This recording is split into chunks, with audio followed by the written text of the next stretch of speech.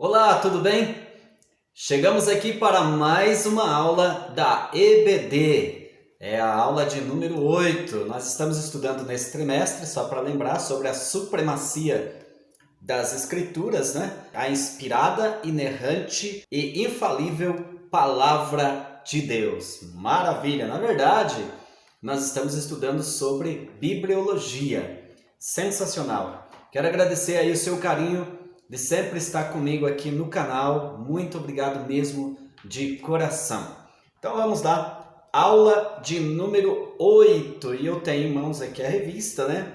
Aula de número 8 para mostrar para você e tal. E o título desta aula é A Lei e os Evangelhos Revelam Jesus. Muito interessante. A Lei e os Evangelhos Revelam Jesus. Esta lição ou esta aula presencial, ela vai acontecer neste próximo domingo, no dia 20 de fevereiro de 2022. Eu estou gravando um pouquinho antes, né? Mas a aula presencial é dia 20 de fevereiro de 2022, lição de número 8. A lei e os evangelhos revelam Jesus. Bom, nós temos o nosso texto áureo, né, que está em Deuteronômio, capítulo de número 6 e versículo de número 4, que diz o seguinte: Ouve Israel, o Senhor nosso Deus é o único Senhor. Um texto super maravilhoso e nós vamos meditar nele já já.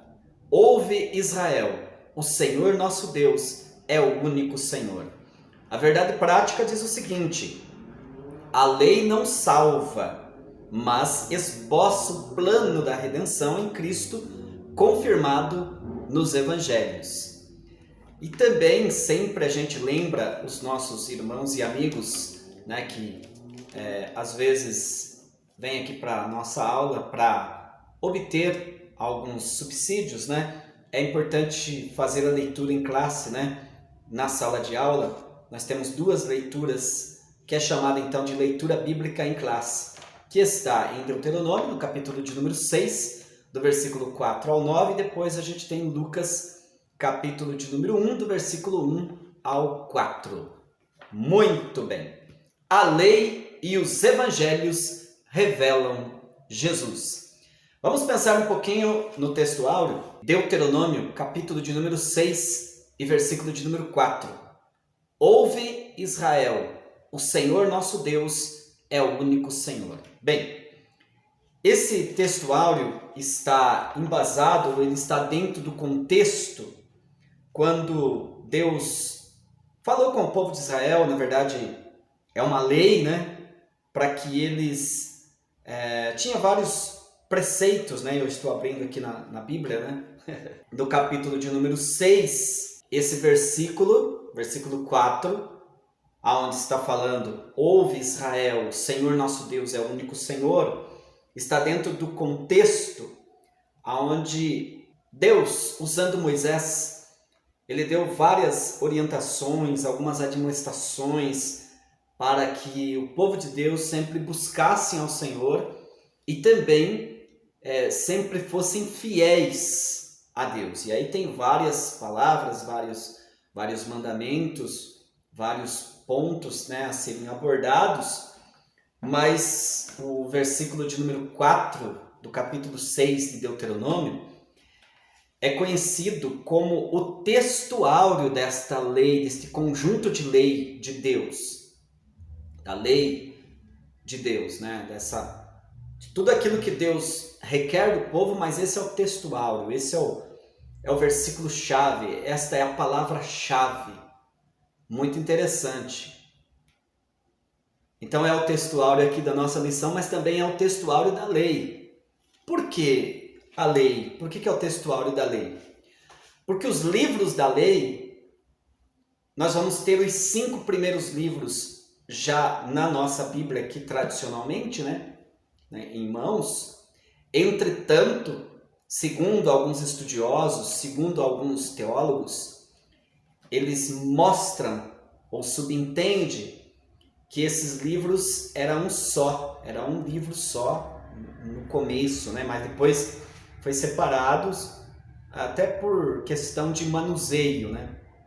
Você sabe que os livros, eles eram muito diferentes do que nós temos hoje. Então, por conta desse manuseio dos livros, então foi separado, mas inicialmente era um livro só. Você vê Gênesis, Êxodo, Levítico, Números. Lógico que Deuteronômio foi escrito depois, mas Deuteronômio é uma repetição das leis, né? Bem, então é conhecido como, dentro dos 5 primeiros livros, está a lei de Deus. Claro que aparece de vários termos, né? Aparece como a lei de Moisés, aparece como a lei de Deus, a lei do Senhor. Enfim, é uma só, tá? É uma só. Então é a lei de Deus. E aí está nos 5 primeiros livros da Bíblia. Os 5 primeiros livros da Bíblia falam da lei, que é conhecido para nós aqui como o Pentateuco, porque são 5 livros, né? Pentateuco, penta vem de 5 ou 50, 5 propriamente dito, teuco significa volume, então 5 primeiros volumes, Pentateuco. O povo de Israel conhece ainda hoje como a Torá, a Torá. Então, Torá, traduzindo, é o livro da lei de Deus. Bem, mas o nosso assunto aqui é comentar sobre o texto áureo. Ouve Israel. Esse versículo aqui, na verdade, foi uma ordenança que o povo de Israel, eles tinham nas suas casas, né?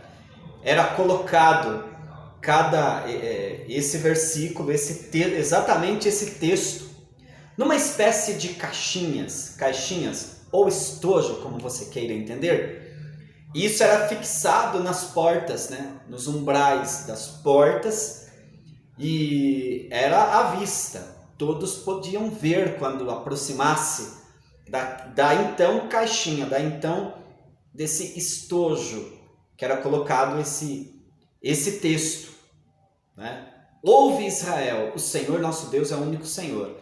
Sem dizer que havia também a orientação para sempre pronunciar esta palavra dentro de casa, estando indo para o trabalho, enfim. O povo de Israel sempre orientado a inculcar essa palavra, esse termo.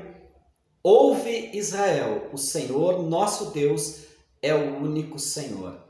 O nome desse estojo que era fixado na porta é chamado de mezuzá, né? Então, quando algumas pessoas se aproximassem e vissem na porta das casas a mezuzá, então já subentendia que ali morava um judeu, uma pessoa, né? Uma pessoa judia, por conta disso, né? Era o diferencial.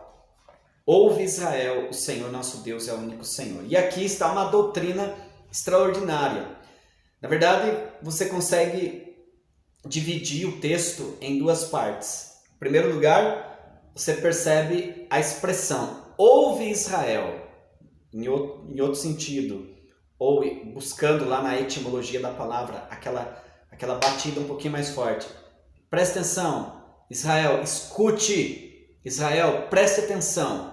Ou filhos de Israel, preste atenção aqui, ó. Escute, dar ouvido, dê ouvido. Escuta aqui, ó. O quê? Então, primeiro tem aquela chamada para que prestem atenção, porque isso é algo muito importante.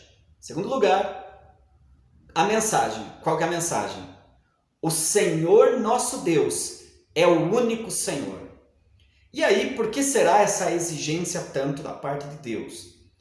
Para mostrar, em primeiro lugar, que o Deus de Israel é um Deus único, é um único Deus. Lógico que quando fala de único Deus, mas assim, a gente já subentende direto aqui que é uma unidade no plural, um único Deus, mas que é Pai, Filho e Espírito Santo. Está aqui, ouve Israel, o Senhor nosso Deus é o único Senhor. 3 pessoas. E claro, né, vamos falar aqui abertamente, as 3 pessoas da Santíssima Trindade. Embora alguns falam, mas Trindade não tem na Bíblia. E não tem nada a ver. Não tem nada. O importante é que o conceito tem. Nós cremos em um único Deus em 3 pessoas distintas, né? Então, a divindade é única, mas as pessoas são mais que uma. Essa que é a grande verdade. E aí o povo de Israel deveria o quê? Saber que Deus é único. Então, a ideia aqui é que não vai, em hipótese alguma, se prostrar diante de outros deuses. Ou vamos dizer assim, a partir deste texto, a partir deste texto áureo, fica terminantemente proibido dentro da nação judaica, da nação de Israel, a idolatria. E eu vou comentar um pouquinho mais sobre isso, porque idolatria é referente a culto, né? Então, jamais era para se prostrar diante de outros deuses. Saber, ter sempre em mente que o Deus de Israel é o único. Só Ele é digno de glória, é digno de louvor, é digno de adoração. Só Ele é o Criador, só Ele é o sustentador de todas as coisas. Ah, Denilson, mas idolatria... Mas como assim? É porque as outras nações, já na época, já se prostravam diante de deuses, né? A construção de muitos deuses. Lógico que quando se fala de idolatria, já vem aquela ideia de imagens, né?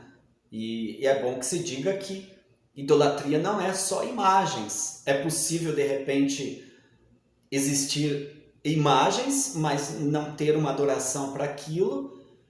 E é possível, de repente, não ter imagem e ter idolatria. Então, tem que tomar bastante cuidado com essa questão.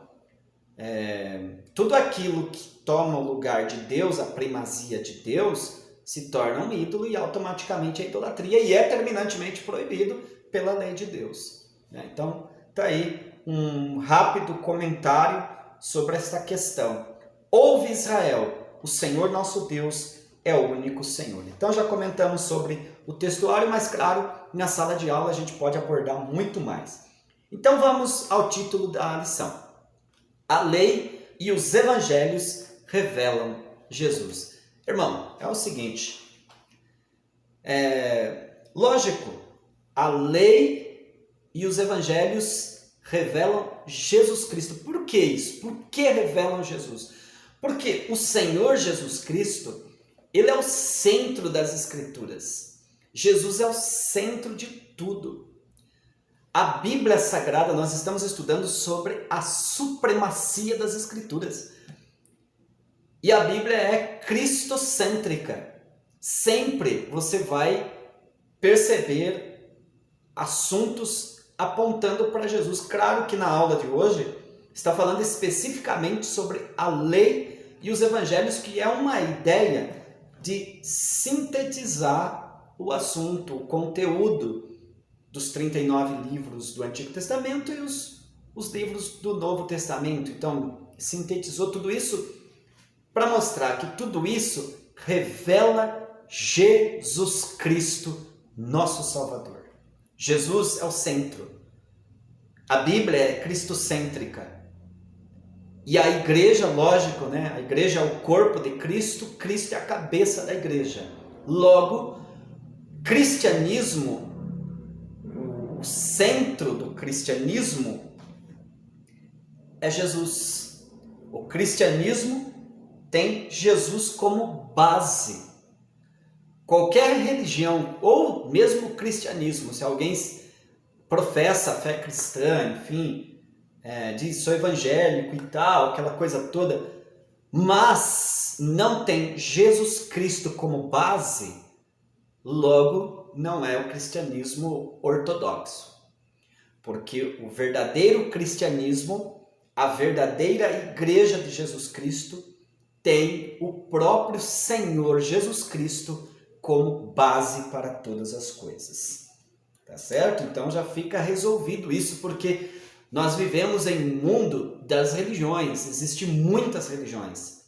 E, lógico, nós estamos em um país que devemos, claro, respeitar as religiões, mas se ela não professa Jesus em primeiro lugar, não tem nada a ver com o cristianismo, não tem nada a ver com igreja. Se aparece uma outra instituição, se aparece uma outra nomenclatura que não é Jesus, logo não é igreja de Cristo e não é cristianismo verdadeiro.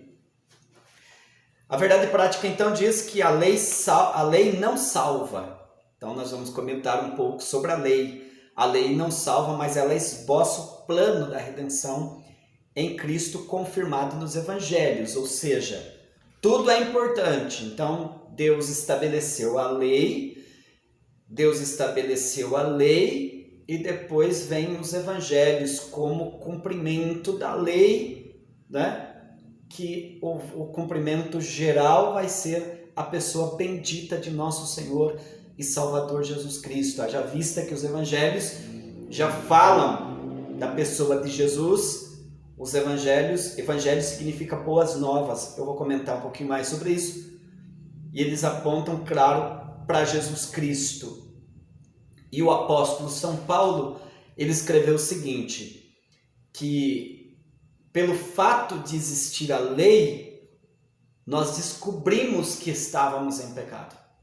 Se não fosse a lei, não saberíamos que estávamos em pecado. Então, pelo fato de conhecer a lei, se conhece que pecou. E aí, automaticamente, pela lei tem os mandamentos, né? As regras, são mais de 600 mandamentos dentro da Torá. Porque pode ser que alguém ache que a lei são só os 10 mandamentos. O decálogo, né? Os 10 mandamentos que aparecem lá em Êxodo capítulo 20, também Deuteronômio repete isso. O decálogo, os 10 mandamentos. Ali são tópicos. Amar a Deus acima de todas as coisas, amar o próximo como a ti mesmo. Foi o que Jesus ele sintetizou o máximo do máximo. Porque tem o decálogo, que são os 10 mandamentos. Então pode ser que a pessoa pense que quando se fala de leis, são só os 10 mandamentos. Na verdade, os 10 mandamentos são 10 palavras, são 10 tópicos. Mas os preceitos da lei, segundo estudiosos, são mais de 600 dentro da Torá. E aí, convenhamos, né? Difícil do homem ser salvo.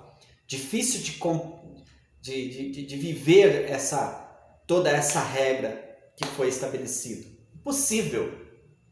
Pela lei é impossível o homem ser salvo. Pela lei é impossível o ser humano voltar-se para Deus. Então, já se sabe que a lei mostra que está em pecado, que existe o pecado, que inclusive está condenado, não tem o que fazer. Mas ao mesmo tempo mostra a necessidade da graça. Então, eis aí a necessidade de um Salvador. E aí vem discorrendo pelo plano de Deus. Por isso que a verdade prática diz, a lei não salva, mas ela esboça o plano da salvação. E aí você vai ter o trabalhar de Deus. Eu gosto de um texto lá de Isaías, capítulo 64, e o versículo de número 4, vou até ler para não citar errado aí o versículo. Isaías 64, 4 diz o seguinte: porque desde a antiguidade não se ouviu, nem com os ouvidos se percebeu, nem com os olhos se viu, um Deus além de ti que trabalha para aquele que nele espera. Então vamos lá. Deus, aqui no original hebraico, é Yahvé, que significa um ser ativo e autoexistente. Então, Deus, desde a criação do homem, ele também já estabeleceu o plano da redenção. Segundo a teologia, a redenção, na verdade, ela vem antes da criação. Criação do ser humano. Deus já então estabeleceu, porque ele vê tudo. Deus então já enxergou a queda que poderia, claro, acontecer. Então, mas ele já tinha se provido de uma situação. Deus não foi pego de surpresa. Por isso que lá em Apocalipse mostra com muita clareza essa informação que eu estou falando aí para você.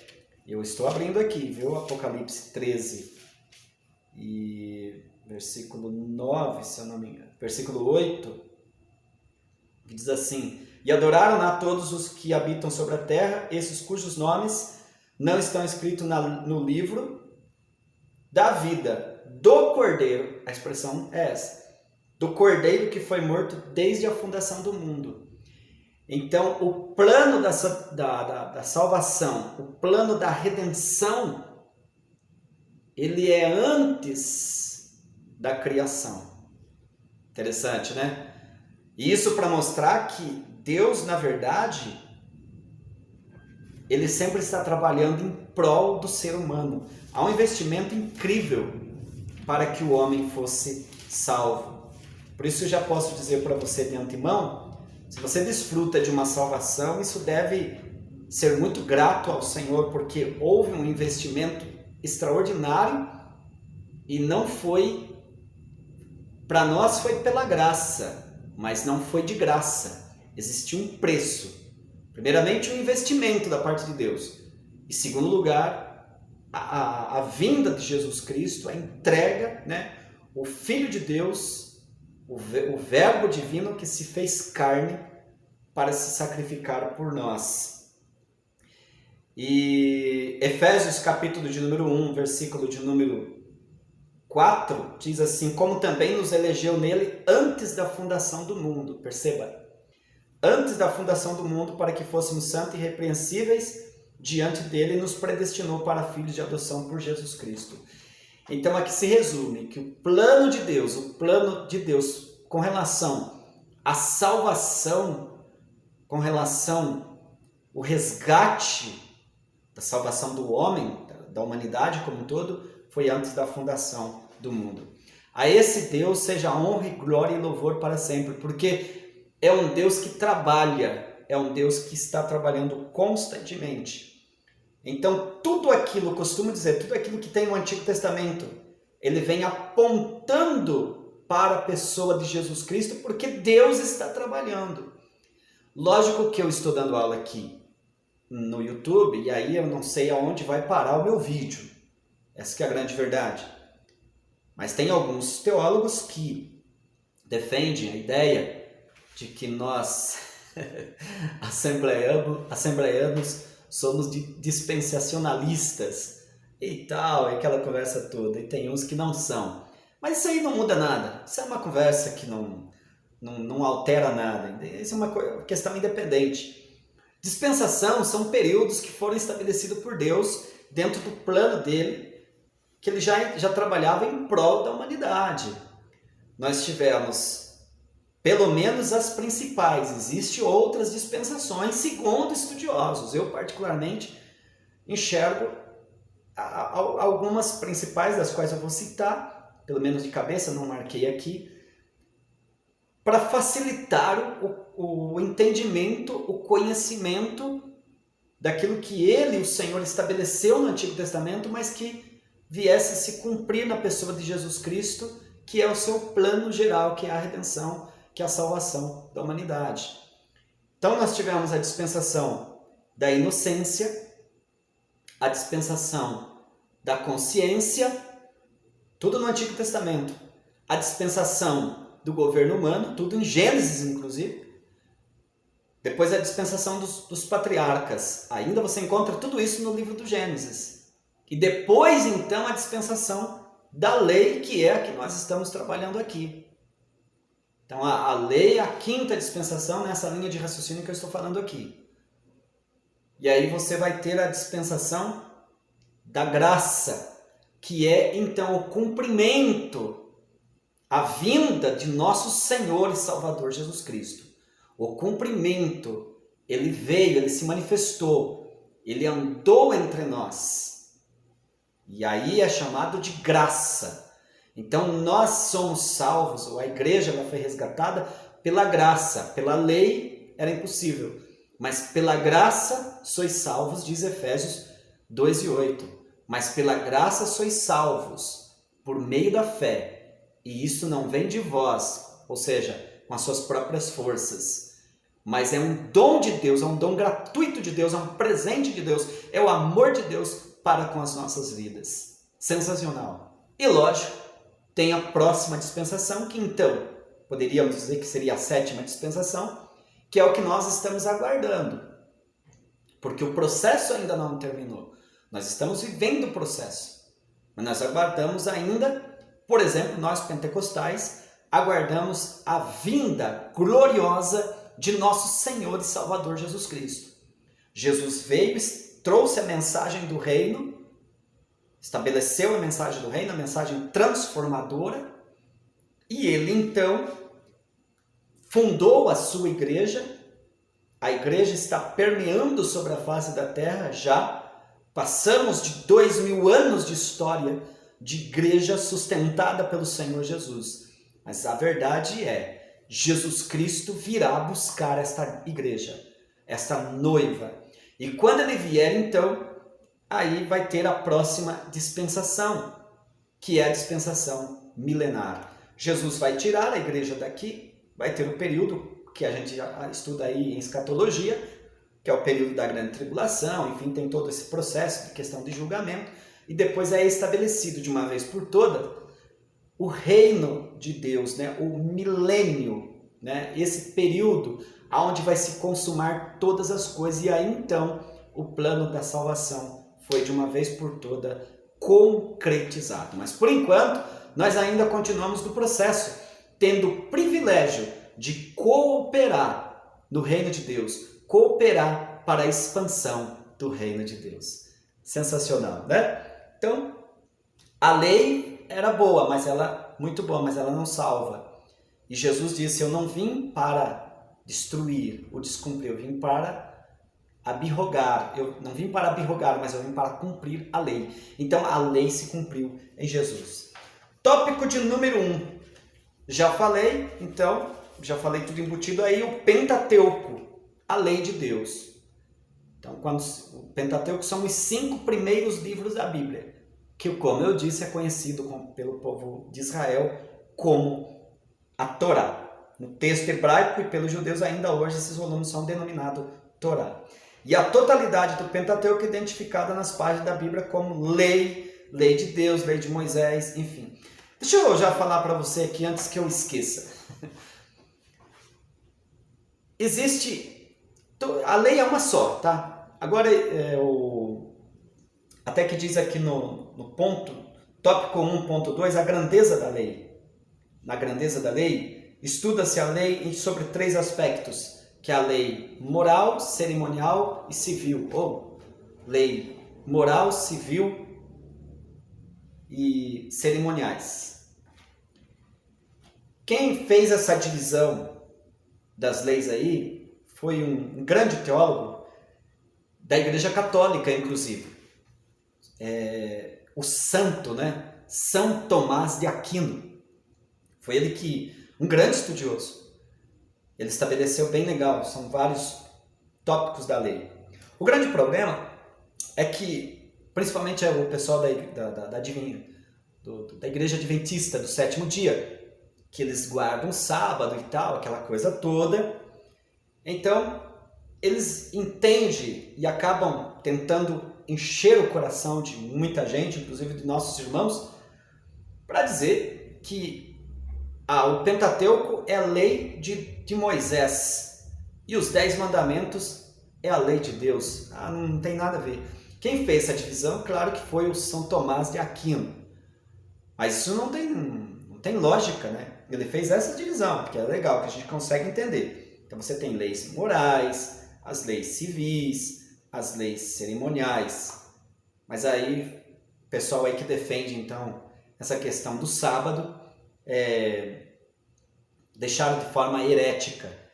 Mas só acredita nisso quem não tem conhecimento das Escrituras Sagradas. Não é verdade? Então, fica atento aí com essas palavras que já estou dizendo aí para você. Tá bom? A nossa declaração de fé ensina que a lei de Moisés é o mais importante código das leis. Nós não somos contra a lei. Mas tem que entender que Jesus Cristo cumpriu a lei. inclusive o sábado. Jesus disse assim, ó, que do sábado ele é Senhor. Ele curou no sábado, e quando pegaram pedras ali para tirar nele, ele disse, está aqui quem é maior do que o sábado. Então, o sábado até hoje, é para ser guardado pelo povo de Israel. Mas a igreja e outros povos não. Tem nada a ver. Tá? Bom, a lei e a fé cristã. Qual que é a diferença então? A Escritura afirma que a função da lei era transitória.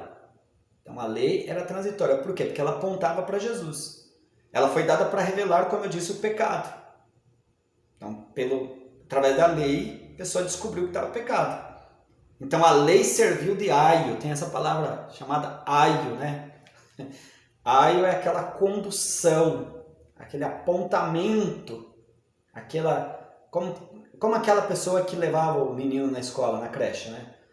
Levava na escola, pega na mão do garotinho aqui e conduz ele até determinado lugar. Então a lei serviu de aio para chegarmos até a graça. Muito legal, muito interessante. A lei encerrou a humanidade debaixo do pecado. Desse modo, ninguém pode ser salvo pelas obras da lei. Possível. Então, a salvação somente pela graça, através do sangue de Jesus Cristo. A salvação é através do sangue de nosso Senhor e Salvador Jesus Cristo. E aqui eu quero resumir o tópico de número 1. Então, a lei ela esboça o plano da redenção ou da salvação em Cristo. Mas pelos méritos da cruz de Jesus Cristo, nós fomos resgatados da maldição da lei. Então nós fomos salvos pelo sacrifício de nosso Senhor e Salvador Jesus Cristo. Tópico de número 2, os evangelhos, a mensagem de Cristo. Bom, primeiro é importante entender aqui o conceito de evangelho. A palavra evangelho significa boas novas. Boas novas. Refere-se à mensagem do reino e da salvação por meio de Jesus Cristo. O escritor aqui está comentando então sobre os 4 evangelhos, que é Mateus, Marcos, Lucas e João. Mateus, Marcos e Lucas é conhecido como evangelhos sinóticos, que naturalmente eles falam na mesma linha, né? Eles têm semelhança entre si. Já o Evangelho de João tem peculiaridades particulares. Por quê? Porque ele enfatiza mais o ministério de Jesus na região da Judéia. Entende? Então, os 3 primeiros evangelhos são sinóticos, mas o Evangelho de João, embora fala a mensagem é a mesma, mas tem algumas peculiaridades diferentes. Inclusive, ele registra somente 7 milagres, porque ele tem algumas propostas diferenciadas. João é incrível, ele abre o livro falando do Logos, né? Porque o Logos, a expressão Logos em grego, já era fácil das pessoas assimilarem como Deus. E aí ele fala, e o verbo, e o Logos, no princípio era o Logos, e o Logos se fez carne e habitou entre nós. No princípio era o verbo estava com Deus e o verbo era Deus. Incrível, muito tremendo os escritos de João. Embora ele era bastante simples, né? Mas ele era conhecedor, ele era bem teológico nessa questão de falar da pessoa de nosso Senhor e Salvador Jesus Cristo. E a mensagem então do Evangelho é a mensagem do reino de Deus. Em Mateus, o Senhor Jesus, após o batismo nas águas e a sua vitória da tentação no deserto, ele passou a pregar e ele pregava assim, ó, é chegado a vós o reino dos céus. Então, a pregação de Jesus é falando que o reino agora se manifestou. Os evangelhos indicam que as profecias messiânicas se cumpriram em Cristo. Vamos dizer assim, os evangelhos confirmam que tudo aquilo que falava no Antigo Testamento referente a Jesus Cristo se cumpriu. Você vai ver isso em várias passagens, né? Mas eu gosto muito de Lucas capítulo 4, versículo 16, né? Enfim, várias outras passagens ali mostra Jesus dizendo, olha, hoje se cumpriu entre vós esta profecia. E a mensagem da salvação nos evangelhos, Jesus é identificado por 3 títulos, como Salvador, Cristo e Senhor. Tem muita gente que tem Jesus Cristo somente como Salvador e não como Senhor. É bom que se diga que no que se diz respeito ao seguidor de Cristo, nós temos que ter o Senhor Jesus como Salvador, como nosso Cristo, o ungido, o Messias, o nosso ungido, e ter ele também como nosso Senhor. Por isso que crente não se manda, é Cristo que manda nele. Ele tem um Senhor. Então, a partir do momento que você serve a Cristo, você não toma as suas próprias decisões, mas tem que ver se é a vontade de Deus. Por isso que nós temos uma linguagem bonita que sempre dizemos assim, se Deus quiser, que é tudo segundo a vontade de Deus. Cai por terra aquela ideia do determinismo. Eu vou determinar, eu determino a minha vitória, eu determino que vai dar tudo certo para mim. Não determina nada. Quem serve a Jesus não determina nada. Deus é que determina na vida dele. Deus, não acredito assim. Bom, então aí não é cristão. Simples assim. Não quer ser cristão, não tem nada. E tem um grupo de cristão que é assim, mas daí ele só tem Jesus como Salvador e não como Senhor. Porque se eu tenho como Senhor, eu estou submisso à vontade dele, o plano dele, o que ele quer para a minha vida. Se eu vou mudar de cidade, eu vou mudar se Deus quiser. Se eu for para uma outra região, eu vou se Deus quiser. Eu consulto a Deus, porque eu sirvo a Deus. Eu agora não ando, não posso tomar mais as minhas próprias rédeas, vamos dizer assim. Eu mesmo seguir rumo. Mesmo que eu seja crente, porque eu sou salvo. Tá, mas eu tenho um Senhor na minha vida. É Ele que comanda. E eu estou aqui, nesta região, você está aí, você está prestando um serviço a Deus. E aí tem que buscar a direção do Senhor. Por isso que muitos sofrem, porque tomam decisões precipitadas, porque não está querendo respeitar o senhorio de Jesus Cristo. Fica a dica. Tópico de número 3. Uma mensagem transformadora. Então aqui a gente conclui a aula. A mensagem de Jesus Cristo é uma mensagem transformadora. E transforma o quê? Transforma o caráter do homem. Transforma o caráter da mulher. Nós fomos formados, depois nós fomos deformados e agora com Jesus nós fomos transformados. Não reformado, transformado. Interessante, né?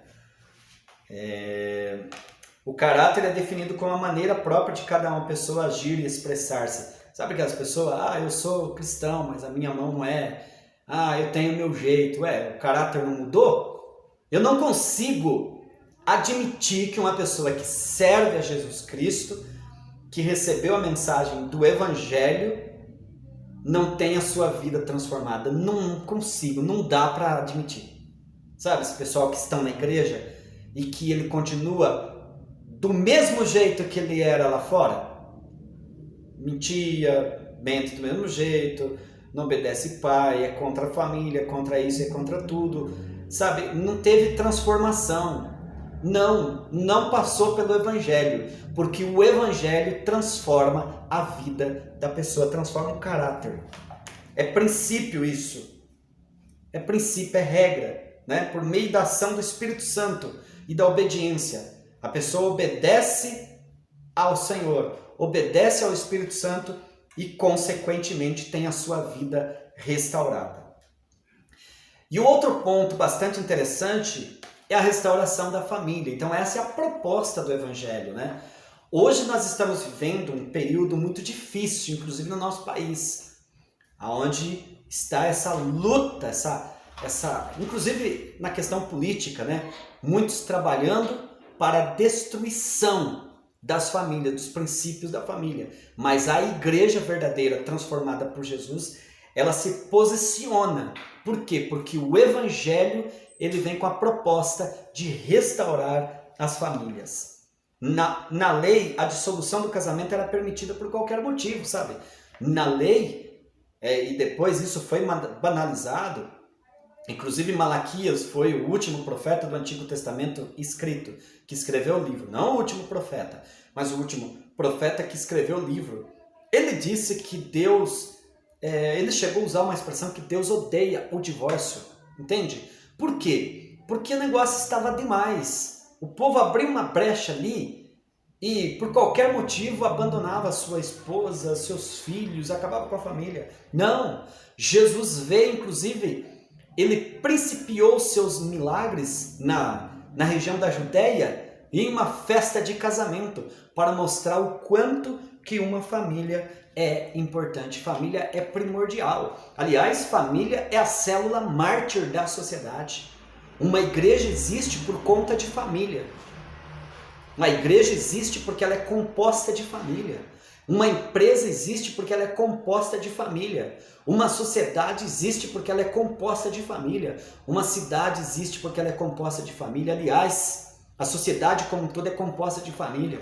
E como é que vem essas ideias satânicas e diabólicas de destruição da família? Tipo, agora pode sim, casamento com pessoas do mesmo sexo e tal, porque é isso e tal, e aí tem que ter cuidado até com o que se expressa, porque pode ser punido. Não, o homem de Deus, o profeta de Deus usa a Bíblia Sagrada e defende o que está na palavra de Deus. Deus ama a família, que é o bem da família, a restauração da família, e eu oro por todos os pastores do nosso país, do nosso Brasil, para que se posicione muito firme com relação às Escrituras Sagradas. Não só os pastores que estão na ativa, mas aqueles que Deus vai levantar ainda para dar prosseguimento a essa tarefa tão nobre até o dia do arrebatamento da igreja. Estamos juntos, estamos na mesma fé, para nós defendermos os princípios, os valores da família cristã. Família cristã, família de um modo geral. Eu estou dizendo que o Evangelho ele veio para restaurar as famílias. E então, fechamos aqui a aula. Também o Evangelho, ele, de uma vez que ele transforma o caráter do homem, o caráter da mulher, e ele restaura as famílias, consequentemente, o Evangelho trouxe a regeneração para a sociedade. Nossa declaração de fé afirma que a estrutura dos 10 mandamentos que fazem parte da lei diz respeito a Deus e a sociedade. Foi o que eu disse, que Jesus então falou. O Senhor Jesus falou lá em Mateus 22:37, ele disse, a lei e os profetas, ou seja, basicamente o Antigo Testamento se resume aqui. Amar a Deus acima de todas as coisas e o próximo como a ti mesmo. A gente tem que viver, respeitar as pessoas, tratar bem as pessoas, demonstrar esse amor para Deus, servir a Deus, para que nós tenhamos uma sociedade mais fiel, mais santa, com mais harmonia. Essa que é a grande verdade. Os evangelhos asseguram que o amor de Deus para a humanidade é a base para a salvação. Então nós temos que viver esse amor, pregar esse amor, trabalhar em cima disso para que as pessoas sejam abençoadas. Assim sendo, esse trabalho é da igreja. Por isso, meu irmão, quero profetizar na tua vida. Você que ficou no meu vídeo até agora, eu profetizo na tua vida. Fica firme na presença do Senhor. Independente de qualquer situação que acontecer, fique firme na presença de Deus. Não saia da presença do Senhor. Não deixe de fazer parte da igreja de Jesus Cristo. Porque o Senhor conta com você para continuar cooperando em prol do reino de Deus. Inclusive intercedendo pelas autoridades, intercedendo por todos aqueles que têm vocação políticas, por todos aqueles que são os grandes profissionais, aqueles que fazem a máquina da sociedade andar, girar, aqueles que criam leis, estabelecem as leis. Nós estamos aqui para interceder. E quando um homem de Deus cai, quando uma mulher de Deus cai, ou quando ele parte para a eternidade, vamos dizer assim, embora essa partida para a eternidade seja às vezes da vontade de Deus, mas aqui para a sociedade fica um vácuo, fica um prejuízo. Por quê? Porque o homem de Deus e a mulher de Deus está aqui para fazer a diferença. E a conclusão da aula é a seguinte: a função da lei era transitória, então. Ela revela o pecado, mas também aponta o plano da salvação. Muito interessante, muito legal, aula incrível essa. Então, não perca a aula dia 20 de fevereiro de 2022, o próximo domingo, a lei e os evangelhos revelam Jesus. Aula maravilhosa. Aqui foi uma pré-aula, as minhas são pré, mas presencialmente a gente pode trabalhar um pouquinho mais. E se você quiser estudar comigo, presencialmente e morar na região de Cabreúva, eu te convido, neste ano de 2022, eu estou em Cabreúva, na Rua França, 615, bairro Vilarejo, Cabreúva, São Paulo, todos os domingos a partir das 8h30 da manhã. E se você ficou aqui também comigo, quero te pedir mais um favor. Deixe um comentário, curta meu vídeo e se inscreva no meu canal. Por favor, me ajude a fortalecer essa voz também aqui no canal do YouTube, tá bom? Que Deus te abençoe e te guarde. Profetizo um ano de bênção, de prosperidade 10 vezes mais na tua vida, na tua família, nas principais áreas da tua vida. Que Deus te abençoe e te guarde.